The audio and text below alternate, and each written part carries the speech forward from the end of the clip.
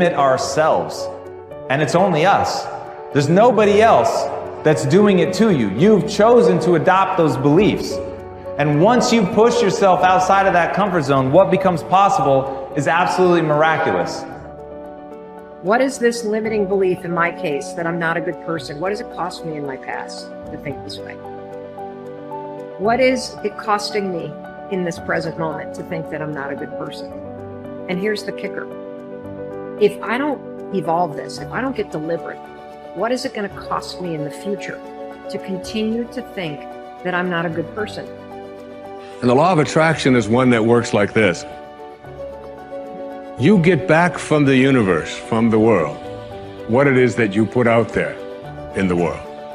And if you're putting out there into the world that I am not worthy of attracting something beautiful into my life, that the universe will respond back to you with exactly that message. If I'm lying to you about who I am, or I'm lying to you about whatever, there's no starting point. There's a false reality. You have to create the real reality. It would be better for you to act towards an end that makes everything that's good better. That's the best way to live, to make everything that's good better. And maybe to restrict the development of everything that's malevolent and evil within yourself and in the broader world, insofar as you're able to do that. And so I think that's an expression of love, is that because when you love something, you care for it. And the proper attitude towards being, I think, is care. The best thing about life is tomorrow never happens. Yes? If you just know how to deal with what's now, you know how to deal with your entire life. This moment, if you know how to manage your thought, your emotion and your body, rest, drama outside happens.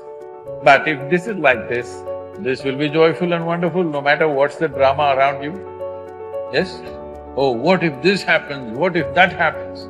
Yes, all those things can happen. But you came here to experience life, not to avoid life, isn't it? This is about being able to think like a champion, know what goes on in their heads, understand how you can relate it to your business and whatever you do to take yourself to the next level. And I'll tell you, if you fight with all you have, more often than not, you won't go down at all. You will win. But you have to make that attitude a part of your everyday life. Do the extra repetition. Run the extra mile. Go the extra round. Make the right choices. Give the full measure. Make yourself stronger. Every day, comfort you versus growth you are in a fight. There's a war going on inside you. Comfort you versus growth you. Every day there's a fight, there's a battle, there's a war going on. And you need to decide who's gonna win the fight. It's a daily thing. And the more growth you wins against comfort you, the more you start to grow, the more you start to hit your goals, the more you start to have an impact, the more you start to love yourself. It's painful to understand how much of what you're doing isn't productive. So I'll give you an example. So I've done this a couple of times with classrooms full of students. Usually when I'm lecturing about career development, say, okay, how much time do you waste? So then I get the class to vote. How many of you waste 10 hours a day? It's like 10% of the kids will put up their hands. And it's interesting because I don't define what constitutes waste. I just ask the question. So they're diagnosing themselves, right? I'm not saying you're wasting 10 hours a day. I'm just asking. It's like, given your own attitude, how much time are you wasting? 10 hours a day. It's like 10% of the people put up their hands. Well, when you get to like 6 hours a day, 80% of the people put up their hands. So then we do the arithmetic. It's like, because I like doing arithmetic with people. People hate arithmetic, but I like doing it. It's like, okay, 6 hours a day. It's 42 hours a week. So let's call that a work week, 40 hours a week. So that's a work week. Let's say, what's your time worth? You're a university student. Well, it's certainly worth minimum wage, because obviously, but it's worth way more than that, because if you spend a productive hour when you're 20, then you gain the benefits of that hour for the rest of your life. So there's the compounding effect of time spent when we were young. So I say, well, let's assume your time's worth $50 an hour, which I think is an underestimate, but whatever, let's call it 50. We can call it 25, but we'll call it 50. That's $2,000 a week you're wasting. It's $100,000 a year. It's like, How much better would your life be if you weren't wasting $100,000 a year? It's like, what is that over 40 years? $4 million. It's like, you're rich. You don't even know it. Quit wasting time. By your own definition. It's like people shake their heads. Well, I never thought about it that way. It's like, yeah, think about it that way. Don't waste your damn life. I know I'm a weak man. I know that I have sinned. I know that I am not perfect. But if I could have a person who's so much wiser than me, if I could look out into the future and my highest, best, strongest, happiest, boldest self could step into the situation, how would my better self advise me now? And you'll always find that your better self will say, calm down. It's not that big of a deal in the bigger picture. You're stronger than you know. Believe in your ability to figure this out. Take a breath. Take a couple breaths. Know that you could make the situation awful and make yourself feel bad, but that's your choice. Your highest self would tell you, you know what? Handle this well so you can respect yourself later. Your best self would say, handle yourself well now, just to prove that you can. Your best self would say, you know what? If you handle yourself now, you'll have fewer regrets later. Your best self would say, you know what? Instead of being angry, try to be compassionate. Because from compassion and love comes a greater power to influence than you'll ever have as an angry little child.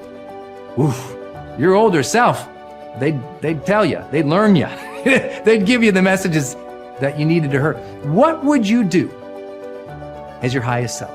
I like my trigger for myself is when I feel those negative emotions, I ask a very specific question. My question is, if I was acting as my highest self now, what would be my next right action of integrity?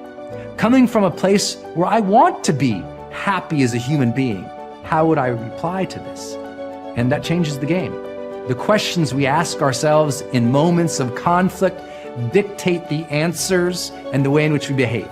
And so I say to you, take a beat, ask the questions, wonder why you're so upset, and let it go. Ask, what would my highest self do in the situation? Removing distractions is no small matter in our current culture, but it's critical. How do you do it? First, by maintaining the discipline of practicing your priorities. Don't do easy things first, or hard things first, or urgent things first. Do first things first, the activities that give you the highest return. In that way, you keep the distractions to a minimum. Second, insulate yourself from distractions. I've found that I need blocks of time to think without interruption. I've mastered the art of making myself unavailable when necessary and going off to my thinking place so that I can work without interruptions. Because of my responsibilities, I am always aware of the tension between my need to remain accessible to others as a leader and my need to withdraw from them to think. The best way to resolve the tension is to understand the value of both activities. Walking slowly through the crowd allows me to connect with people and know their needs. Withdrawing from the crowd allows me to think of ways to add value to them. My advice to you is to place value on and give attention to both. If you naturally withdraw, then make sure to get out among people more often. If you're always on the go and rarely withdraw for thinking time, then remove yourself periodically so that you can unleash the potential of focused thinking. And wherever you are, be there. Once you have a place to think, you need the time to think. Because of the fast pace of our culture, people tend to multitask. But that's not always a good idea. Switching from task to task can cost you up to 40% efficiency. According to researchers, if you're trying to accomplish many things at the same time, you'll get more done by focusing on one task at a time, not by switching constantly from one task to another. Ralph Waldo Emerson, the great transcendental thinker, believed concentration is the secret of strength in politics, in war, in trade, in short, in all management of human affairs. To help me concentrate on the things that matter, I work to keep important items before me. One way is to ask my assistant to keep bringing it up, asking me about it, giving me additional information in reference to it. I'll also keep a file or a page on my desk so that I see it every day as I work. That strategy has successfully helped me for 30 years to stimulate and sharpen ideas. If you've never done it, I recommend that you try it. Take a good look at yourself from time to time to see whether you are actually making progress. That is the most accurate measure of whether you are making the best use of focused thinking. Ask yourself, am I seeing a return for my investment of focused thinking time? Is what I am doing getting me closer to my goals? Am I headed in a direction that helps me to fulfill my commitments, maintain my priorities, and realize my dreams?